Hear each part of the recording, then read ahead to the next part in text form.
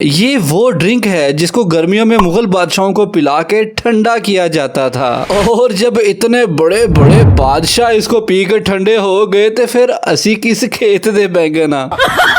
चलो फिर तो भैया एंड भाभी अंकल एंड आंटी, सबसे पहले हमने बादाम, खसखस, चारों मगज और सौंफ को भिगो के हमने 4 घंटों के लिए रख देना है। 4 घंटों के बाद बादाम को छील लेंगे, खसखस को छान लेंगे और सौंफ और चारों मगज का पानी निकाल के साइड पे रख लेंगे। अब सबसे पहले दोरी में काली मिर्च डाल के थोड़ा सा पीस लेंगे, फिर हरी इलायची और खसखस डाल के उसको अच्छी तरह रगड़ा लगाना है। अगर ड्राई महसूस हो तो हल्का सा पानी भी डाल देना, फिर सौंफ और चारों मगज डाल के दोबारा से इसका अच्छी तरह से रगड़ा लगाना है। जब इसका प्रॉपर पेस्ट तैयार हो जाएगा ना, फिर इसमें बादाम डाल के दोबारा से इसको दबा दबा के रगड़ा लगाना शुरू कर देंगे। कम से कम 10 मिनट आपने रगड़ा लगाना है और अगर ड्राई महसूस हो तो हल्का हल्का पानी भी आप शामिल करते जाइएगा। ये देखें, इस तरह से हमने इसका स्मूथ पेस्ट जो है वो तैयार कर लेना है। उसके बाद इसमें 2 गिलास पानी डाल के इसको अच्छी तरह से मिक्स करके इसको उठा के लाके डाल देंगे एक कपड़े पे। कपड़े को चारों तरफ से पकड़ के उठा के अच्छी तरह से दबा दबा के इसका सारा अर्क जो है उन्हें नीचे निकाल लेना है। और फिर यही प्रोसेस आपने दोबारा करना है ताकि ज्यादा से ज्यादा अर्क और जूस जो है हम इसका निकाल सकें। ये हमारे पास खालिस सरदाई आ गई, इसको साइड पे रख लेंगे। अब एक बड़े बाउल में हमने डाला 1 लीटर दूध, उसमें डाल देंगे चीनी और चीनी को अच्छी तरह से हल करने के बाद उसमें डाल देंगे ये सरदाई जो हमने तैयार करके रखी थी, सारी डाल देंगे और फिर इसमें बर्फ डाल के इसको अच्छी तरह से हम लोगों ने ठंडा कर लेना है। माशाल्लाह सुभान अल्लाह, मैं अपने सोने परवरदिगार का लाखों करोड़ों दफा शुक्र अदा करता हूँ, कितने मजेदार और यम्मी यम्मी खाने उसने हमारे नसीब में किए। तो बादशाहों के पीने वाले ये सरदाई आप भी घर पे बनाओ, खुद भी पियो और बच्चों को भी लाजमी पिलाना।